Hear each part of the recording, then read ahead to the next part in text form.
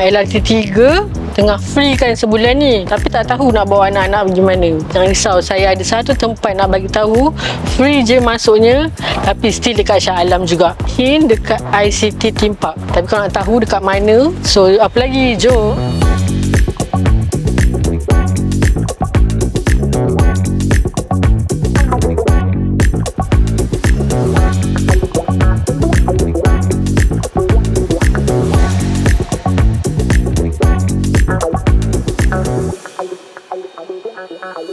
Okey, kita dah sampai pun dekat depan AI World. Kita nak tengok betul ke benda ni free. So, kalau kita nak tahu, jom kita tanya.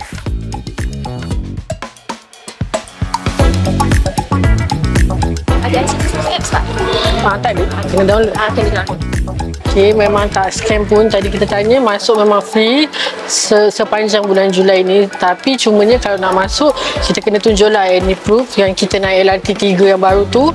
Macam saya, just simpan kita punya tiket LRT tadi. Jangan buang lah, kena simpan. Nanti nak masuk, tunjuk je. Dan sekarang ni kita kena just download apps ICT Super App lah untuk redeem tiket masuk, and kita dah boleh masuk dah.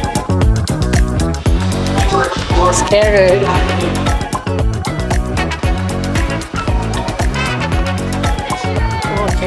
Thank you.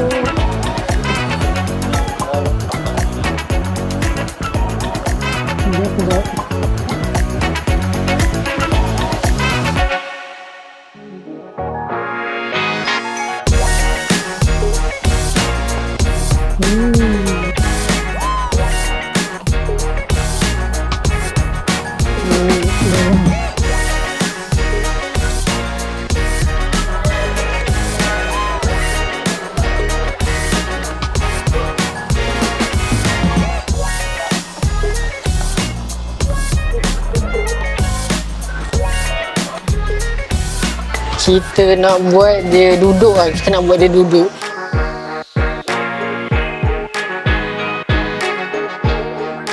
Nak lompat depan.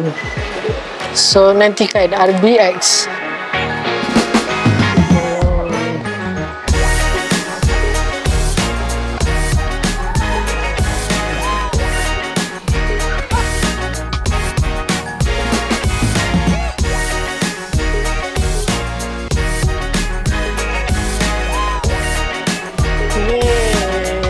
Hai, tadi kita belajar berjalan dah, main bola sepak dah, tengok anjing pun dah. Sekarang ni kita nak tengok robot yang menari pula. Dekat situ.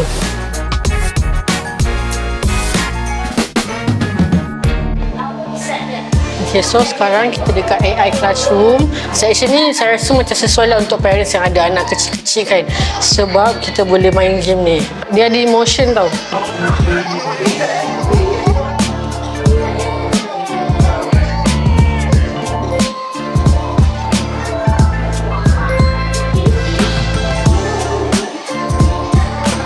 Itulah dia untuk episod kita kali ni. Kita dekat AI World Shah Alam kan. So kesimpulannya memang recommend sangat untuk parents yang nak bawa anak jalan-jalan hujung minggu ni, sebab kebetulan LRT 3 Shah Alam pun tengah free kan. So jangan lepaskan peluang untuk grab promo ni, datang ke AI World Shah Alam dekat ICT Theme Park sebab free je. Cuma kena simpanlah bukti yang kita naik LRT 3 Shah Alam ni, dan boleh datang dekat sini. So itu sahaja untuk episod kita kali ni. Jangan lupa untuk subscribe sebab kita nak share lagi banyak tempat menarik untuk parents bawa anak-anak. Bye!